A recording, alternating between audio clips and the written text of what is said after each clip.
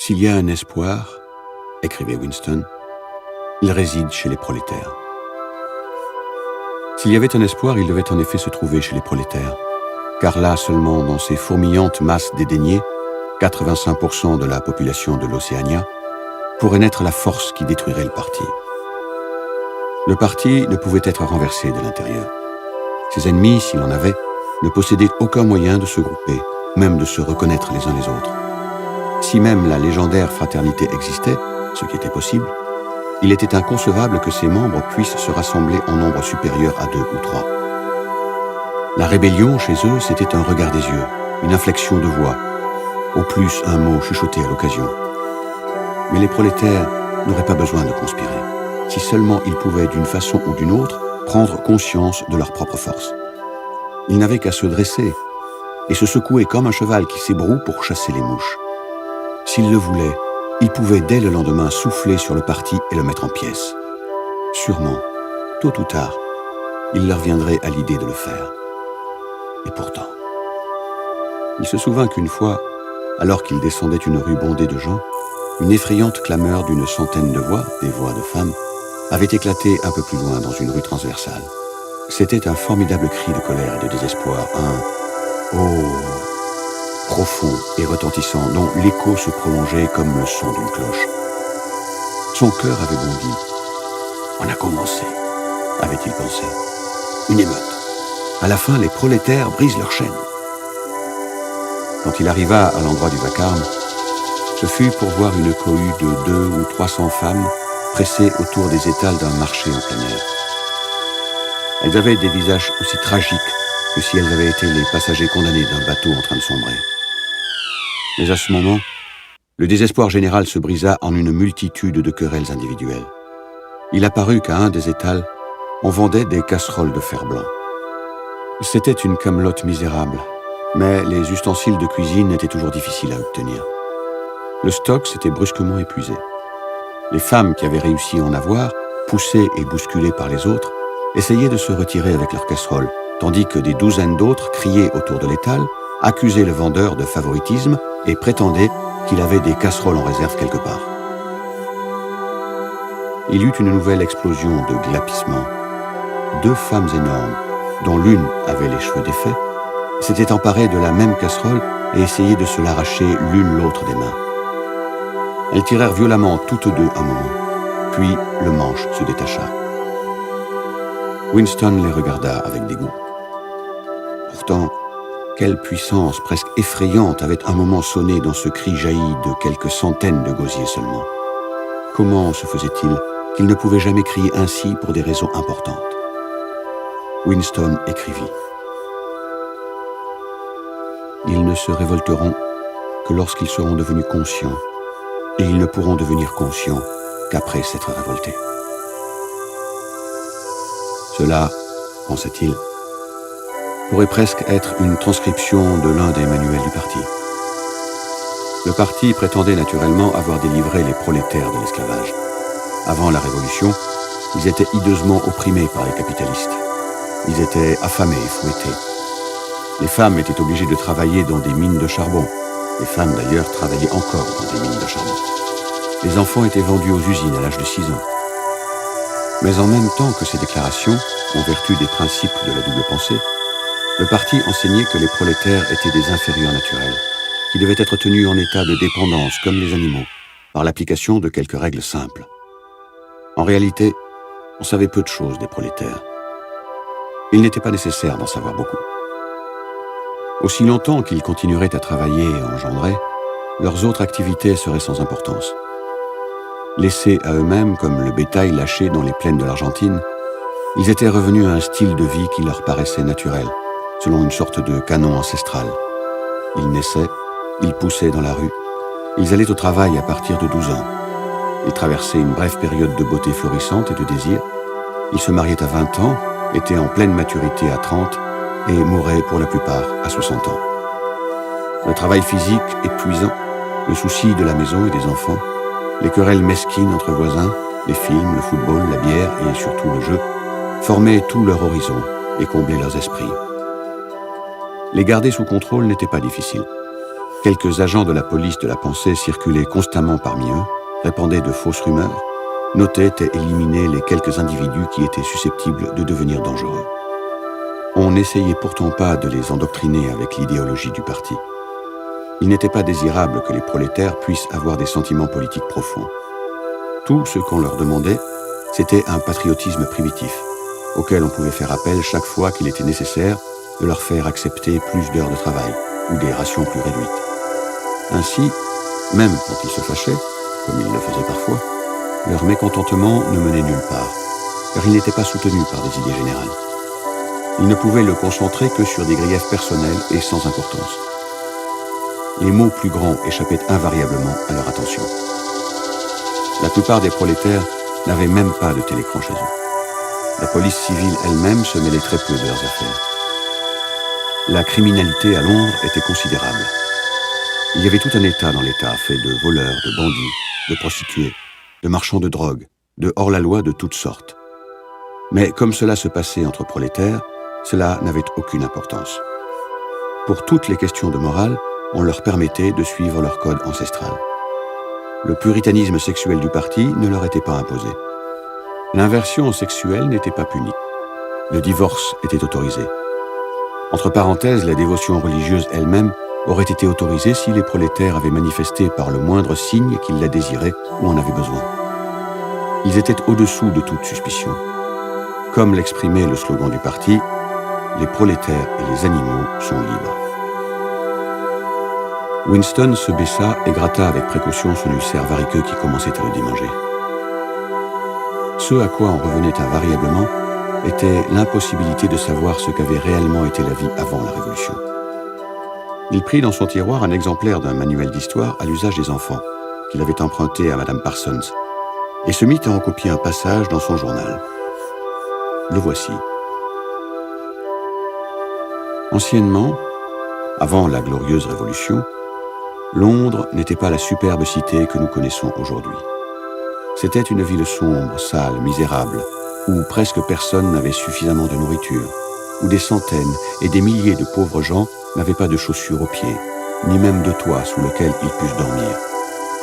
Des enfants, pas plus âgés que vous, devaient travailler 12 heures par jour pour des maîtres cruels qui les fouettaient s'ils travaillaient trop lentement, et ne les nourrissaient que de croûtes de pain rassis et d'eau. Au milieu de cette horrible pauvreté, il y avait quelques belles maisons, hautes et larges, où vivaient des hommes riches, qui avaient pour les servir jusqu'à 30 domestiques. C'étaient des hommes gras et laids, au visage cruel, comme celui que vous voyez sur l'image de la page 6 compte. Vous pouvez voir qu'il est vêtu d'une longue veste noire appelée redingote, et qu'il est coiffé d'un étrange chapeau luisant, en forme de tuyau de poêle, qu'on appelait haut de forme. C'était l'uniforme des capitalistes, et personne d'autre n'avait la permission de le porter. Les capitalistes possédaient tout, et tous les autres hommes étaient leurs esclaves. Ils possédaient toute la terre, toutes les maisons, toutes les usines, tout l'argent. Ils pouvaient, si quelqu'un leur désobéissait, le jeter en prison, ou lui enlever son gagne-pain et le faire mourir de faim. Quand une personne ordinaire parlait à un capitaliste, elle devait prendre une attitude servile, saluer, enlever sa casquette et donner du « Monseigneur ». Le chef de tous les capitalistes s'appelait le roi Mais Winston savait le reste de l'énumération. On mentionnerait les évêques et leurs manches de fine batiste, les juges dans leurs robes d'hermine, les piloris de toutes sortes, les moulins de discipline, le chat à 9 queues, le banquet du Lord Mayor, la coutume d'embrasser l'orteil du pape. Il y avait aussi ce que l'on appelait le droit de cuissage, qui n'était probablement pas mentionné dans un livre pour enfants. C'était la loi qui donnait aux capitalistes le droit de coucher avec n'importe laquelle des femmes qui travaillaient dans leurs usines. Comment, dans ce récit, faire la part du mensonge? Ce pouvait être vrai que le niveau humain fut plus élevé après qu'avant la Révolution. La seule preuve du contraire était la protestation silencieuse que l'on sentait dans la moelle de ces os. C'était le sentiment instinctif que les conditions dans lesquelles on vivait étaient intolérables et qu'à une époque quelconque, elles devaient avoir été différentes. L'idée lui vint que la vraie caractéristique de la vie moderne était non pas sa cruauté, son insécurité, mais simplement son aspect nu, terne, soumis. La vie, quand on regardait autour de soi, n'offrait aucune ressemblance, non seulement avec les mensonges qui s'écoulaient des télécrans, mais même avec l'idéal que le parti essayait de réaliser. D'importantes tranches de vie, même pour un membre du parti, étaient neutres et en dehors de la politique. Peiner à des travaux ennuyeux, se battre pour une place dans le métro, repriser des chaussettes usées, mendier une tablette de saccharine, mettre de côté un bout de cigarette. L'idéal fixé par le parti était quelque chose d'énorme, de terrible, de rayonnant, un monde d'acier et de béton, de machines monstrueuses et d'armes terrifiantes, une nation de guerriers et de fanatiques qui marchaient avec un ensemble parfait, pensaient les mêmes pensées, clamaient les mêmes slogans, qui perpétuellement travaillaient, luttaient, triomphaient et persécutaient. C'étaient 300 millions d'êtres au visage semblable. La réalité montrait des cités délabrées et sales, où des gens sous-alimentés traînaient çà et là des chaussures crevées, dans des maisons du 19e siècle rafistolées, qui sentaient toujours le chou et les cabinets sans confort. Winston avait de Londres la vision d'une cité vaste et en ruine, peuplée d'1 million de poubelles, et mêlée à cette vision, il voyait un portrait de Madame Parsons, d'une femme au visage ridé et aux cheveux en mèche, farfouillant sans succès dans un tuyau de vidange bouché. Il se baissa et gratta encore son coup de pied. Tout au long du jour et de la nuit, les télécrans vous cassaient les oreilles avec des statistiques qui prouvaient que les gens, aujourd'hui, avaient plus de nourriture, plus de vêtements, qu'ils avaient des maisons plus confortables, des distractions plus agréables, qu'ils vivaient plus longtemps, travaillaient moins d'heures, étaient plus gros, en meilleure santé, plus forts, plus heureux, plus intelligents, mieux élevés que les gens d'il y avait 50 ans. Pas un mot de ces statistiques ne pouvait jamais être prouvé ou réfuté. Le parti prétendait, par exemple, qu'aujourd'hui 40% des prolétaires adultes savaient lire et écrire. Avant la Révolution, disait-on, leur nombre était seulement de 15%. Le parti clamait que le taux de mortalité infantile était maintenant de 160 pour 1000 seulement, tandis qu'avant la Révolution, il était de 300 pour 1000. Et ainsi de tout. C'était comme si on avait une seule équation à deux inconnus. Il se pouvait fort bien que littéralement tous les mots des livres d'histoire, même ceux que l'on acceptait sans discussion, soient purement fantaisistes. Pour ce qu'on en savait, il se pouvait qu'il n'y eût jamais eu de loi telle que le droit de cuissage, ou de créature telle que le capitaliste, ou de chapeau tel que le haut de forme. Tout se perdait dans le brouillard. Le passé était raturé, la rature oubliée, et le mensonge devenait vérité. Une seule fois au cours de sa vie, après l'événement, c'est ce qui comptait, il avait possédé la preuve palpable, irréfutable d'un acte de falsification. Il l'avait tenu entre ses doigts au moins 30 secondes. Ce devait être en 1973. En tout cas, c'était à peu près à l'époque où Catherine et lui s'étaient séparés. Mais la date à considérer était antérieure de 7 ou 8 années. L'histoire commença en vérité vers 1965, à l'époque des grandes épurations par lesquelles les premiers meneurs de la Révolution furent balayés pour toujours. Vers 1970, il n'en restait aucun, sauf Big Brother lui-même. Tous les autres, à ce moment, avaient été démasqués comme traîtres et contre-révolutionnaires. Goldstein s'était enfui et se cachait, nul ne savait où. Pour ce qui était des autres, quelques-uns avaient simplement disparu, mais la plupart avaient été exécutés après de spectaculaires procès publics au cours desquels ils confessaient leurs crimes. Parmi les derniers survivants, il y avait 3 hommes, nommés Jones, Aronson et Rutherford. Ce devait être en 1965 que ces 3-là avaient été arrêtés. Comme il arrivait souvent, ils avaient disparu pendant plus d'1 an, de sorte qu'on ne savait pas s'ils étaient vivants ou morts. Puis, soudain, on les avait ramenés à la lumière afin qu'ils s'accusent comme à l'ordinaire. Ils s'étaient accusés d'intelligence avec l'ennemi. À cette date aussi, l'ennemi, c'était l'Eurasia. De détournement des fonds publics, du meurtre de divers membres fidèles au parti, d'intrigues contre la direction de Big Brother, qui avait commencé longtemps avant la Révolution, d'actes de sabotage qui avaient causé la mort de centaines de milliers de personnes. Après ces confessions, ils avaient été pardonnés, réintégrés dans le parti et nommés à des postes honorifiques qui étaient en fait des sinécures. Tous 3 avait écrit de longs et abjects articles dans le Times pour analyser les raisons de leur défection et promettre de s'amender. Quelque temps après leur libération, Winston les avait vus tous trois au café du Châtaignier.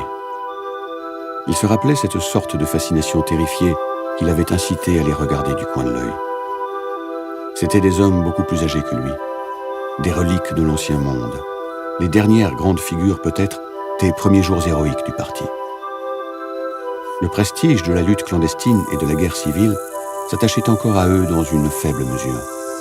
Winston avait l'impression, bien que déjà à cette époque les faits et les dates fussent confus, qu'il avait su leur nom bien des années avant celui de Big Brother.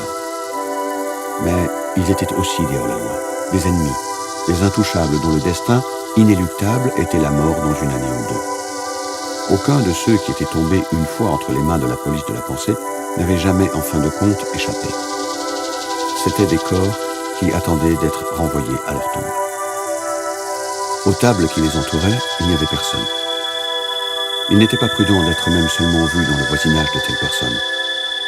Ils étaient assis, silencieux, devant des verres de gin parfumés au clou de girofle, qui était la spécialité du café. Des trois, c'était Rutherford qui avait le plus impressionné Winston. Rutherford avait, à un moment, été un caricaturiste fameux, dont les dessins cruels avaient aidé à enflammer l'opinion avant et après la Révolution. Maintenant encore, à de longs intervalles, ces caricatures paraissaient dans le Times. Ce n'étaient que des imitations de sa première manière. Elles étaient curieusement sans vie et peu convaincantes. Elles n'offraient qu'un rabâchage des thèmes anciens. Logement des quartiers sordides, enfants affamés, batailles de rue, capitalistes en haut de forme. Même sur les barricades, les capitalistes semblaient encore s'attacher à leur haute forme. C'était un effort infini et sans espoir pour revenir au passé. Rutherford était un homme monstrueux, aux cheveux gris, graisseux, en crinière, au visage couturé, à la peau flasque, aux lèvres négroïdes. Il devait avoir été extrêmement fort. Mais son grand corps s'affaissait, s'inclinait, devenait bossu, s'éparpillait dans tous les sens. Il semblait s'effondrer sous les yeux des gens comme une montagne qui s'émiette. Il était 3 heures de l'après-midi, heure où il n'y a personne. Winston ne pouvait maintenant se souvenir comment il avait pu se trouver au café à cette heure-là. L'endroit était presque vide. Une musique douce coulait lentement des télécrans. Les 3 hommes étaient assis dans leur coin, presque sans bouger et sans parler. Le garçon, sans attendre la commande, apporta des verres de gin frais. Il y avait à côté d'eux, sur la table, un jeu d'échecs dont les pièces étaient en place. Mais aucun jeu n'avait commencé. Il arriva alors un accident au télécran, pendant peut-être une demi-minute. L'air qui se jouait changea, et le ton de la musique aussi. Il y eut alors, mais c'était un son difficile à décrire. C'était une note spéciale, syncopée, dans laquelle entrait du braiement et du rire. Winston l'appela en lui-même une note jaune. Une voix ensuite chanta dans le télécran. Sous le châtaignier qui s'étale, je vous ai vendu, vous m'avez vendu. Il repose là-bas, nous sommes étendus, sous le châtaignier qui s'étale. Les 3 hommes n'avaient pas bougé. Mais quand Winston regarda le visage ravagé de Rutherford, il vit que ses yeux étaient pleins de larmes. Et il remarqua pour la première fois, avec comme un frisson intérieur, et sans savoir pourtant pourquoi il frissonnait, qu'Aaronson Ronson et Rutherford avaient tous deux le nez cassé. Un peu plus tard, tous 3 furent arrêtés. Il apparut qu'ils s'étaient engagés dans de nouvelles conspirations dès l'instant de leur libération. À leur second procès, ils confessèrent encore leurs anciens crimes, ainsi que toute une suite de nouveaux. Ils furent exécutés, et leur vie fut consignée dans les annales du parti pour servir d'avertissement à la postérité. Environ 5 ans après, en 1973, Winston déroulait une liasse de documents qui venait de tomber du tube pneumatique sur son bureau, quand il tomba sur un fragment de papier qui avait probablement été glissé parmi les autres, puis oublié. Il ne l'avait pas étalé que, déjà, il avait vu ce qu'il signifiait. C'était une demi-page déchirée d'un numéro du Times d'il y avait 10 ans. Comme c'était la moitié supérieure de la page, elle portait la date. Cette page présentait une photo des délégués à une réunion du parti qui se tenait à New York. au milieu du groupe, on pouvait remarquer Jones, Aronson et Rutherford. On ne pouvait se tromper. D'ailleurs, leur nom figurait dans la légende, au-dessous de la photo. Le fait était qu'aux 2 procès, les 3 hommes avaient confessé qu'à cette date, ils se trouvaient sur le sol eurasien. Ils avaient pris l'avion à un aérodrome secret du Canada pour aller à un rendez-vous quelque part en Sibérie. Là, ils avaient conféré avec des membres de l'état-major eurasien à qui ils avaient confié d'importants secrets militaires. La date s'était fixée dans la mémoire de Winston parce qu'il se trouvait que, par hasard, c'était le jour de la Saint-Jean. Mais l'histoire complète devait se retrouver sur d'innombrables autres documents. Il n'y avait qu'une seule conclusion possible. Les confessions étaient des mensonges. Naturellement, cette conclusion n'était pas en elle-même une découverte. Même à cette époque, Winston n'imaginait pas que les gens qui étaient anéantis au cours des épurations avaient réellement commis les crimes dont on les accusait. Mais ceci était une preuve concrète. C'était un fragment du passé aboli. C'était le fossile qui, découvert dans une couche de terrain où on ne croyait pas le trouver, détruit une théorie géologique. Ce document, s'il avait pu être publié et expliqué, aurait suffi pour faire sauter le parti et le réduire en poussière. Winston avait continué à travailler. Sitôt qu'il avait vu ce qu'était la photographie et ce qu'elle signifiait, il l'avait recouverte d'une autre feuille de papier. Heureusement, quand il l'avait déroulée, elle s'était trouvée à l'envers par rapport au télécran. Il posa son sous-main sur ses genoux et recula sa chaise pour se placer aussi loin que possible du télécran. Garder un visage impassible n'était pas difficile, et avec un effort, on peut contrôler jusqu'au rythme de sa respiration. Mais on ne peut maîtriser les battements de son cœur, et le télécran était assez sensible pour les relever. Il laissa passer, autant qu'il put en juger, 10 minutes, pendant lesquelles il fut tourmenté par la crainte que ne le trahisse quelque accident. Un courant d'air inattendu, par exemple, qui soufflerait sur son bureau. Ensuite, sans la découvrir, il jeta la photographie avec d'autres vieux papiers dans le trou de mémoire. En moins d'1 minute peut-être, elle avait dû être réduite en cendres. L'incident avait eu lieu 11 ans plus tôt. Aujourd'hui, probablement, Winston aurait gardé la photographie. Il était curieux que le fait de l'avoir tenue entre ses doigts semblait constituer pour lui une différence, même à cette heure où la photographie elle-même, aussi bien que l'événement qu'elle rappelait, n'était qu'un souvenir. L'emprise du parti sur le passé était-elle moins forte, se demanda-t-il, du fait qu'une pièce qui n'existait plus avait à un moment existé. Mais à l'heure actuelle, en supposant qu'elle eût pu être d'une manière quelconque ressuscitée de ses cendres, la photographie n'aurait même pas constitué une preuve. Au moment où Winston l'avait découverte, déjà l'Océania n'était plus en guerre contre l'Eurasia. Et il aurait fallu que ce fût en faveur des agents de l'Estasia que les 3 hommes trahissent leur pays. Depuis, il y avait eu d'autres changements. 2, 3, Winston ne pouvait se rappeler combien.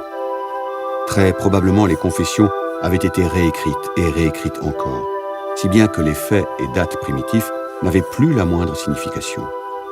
Le passé non seulement changeait, mais changeait continuellement. Ce qui affligeait le plus Winston et lui donnait une sensation de cauchemar, c'est qu'il n'avait jamais clairement compris pourquoi cette colossale imposture était entreprise. Les avantages immédiats tirés de la falsification du passé étaient évidents, mais le mobile final restait mystérieux. Il reprit sa plume et écrivit « Je comprends comment, je ne comprends pas pourquoi ». Il se demanda, comme il l'avait fait plusieurs fois déjà, s'il n'était pas lui-même fou. Peut-être un fou n'était-il qu'une minorité réduite à l'unité. À une certaine époque, c'était un signe de folie que de croire aux révolutions de la Terre autour du Soleil. Aujourd'hui, la folie était de croire que le passé était immuable. Peut-être était-il le seul à avoir cette croyance. S'il était le seul, il était donc fou. Mais la pensée d'être fou ne le troublait pas beaucoup. L'horreur était qu'il se pouvait qu'il se trompât.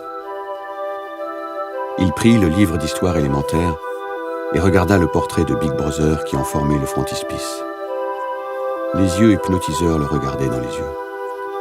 C'était comme si une force énorme exerçait sa pression sur vous. Cela pénétrait votre crâne, frappait contre votre cerveau, vous effrayait jusqu'à vous faire renier vos croyances, vous persuadant presque de nier le témoignage de vos sens. Le parti finirait par annoncer que 2 et 2 font 5. Et il faudrait le croire. Il était inéluctable que tôt ou tard, il fasse cette déclaration. La logique de sa position l'exigeait.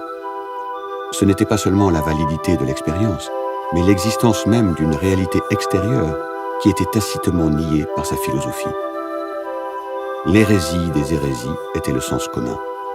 Et le terrible n'était pas que le parti tuait ceux qui pensaient autrement, mais qu'il se pourrait qu'il eût raison. Après tout, comment pouvons-nous savoir que 2 et 2 font 4? Ou que la gravitation exerce une force? Ou que le passé est immuable? Si le passé et le monde extérieur n'existent que dans l'esprit, et si l'esprit est susceptible de recevoir des directives, alors quoi? Mais non. De lui-même, le courage de Winston se durcit.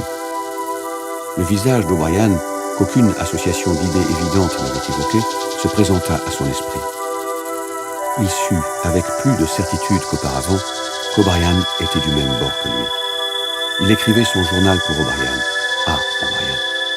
C'était comme une interminable lettre que personne ne lirait jamais, mais qui, adressée à une personne particulière, prendrait de ce fait sa couleur. Le parti disait de rejeter le témoignage des yeux et des oreilles. C'était le commandement final et le plus essentiel. Son cœur faiblit quand il pensa à l'énorme puissance déployée contre lui, à la facilité avec laquelle n'importe quel intellectuel du parti le vaincrait dans une discussion, aux subtils arguments qu'il serait incapable de comprendre et auxquels il serait encore moins capable de répondre. Et cependant, il était dans le vrai. Le parti se trompait et lui était dans le vrai. L'évidence, le sens commun, la vérité devaient être défendus. Les truismes sont vrais. Il fallait s'appuyer dessus. Le monde matériel existe, ses lois ne changent pas. Les pierres sont dures, l'eau humide, et les objets qu'on laisse tomber se dirigent vers le centre de la Terre. Avec la sensation qu'il s'adressait à O'Brien, et aussi qu'il posait un important axiome, il écrivit « La liberté, c'est la liberté de dire que 2 et 2 font 4. Lorsque cela est accordé, le reste suit. »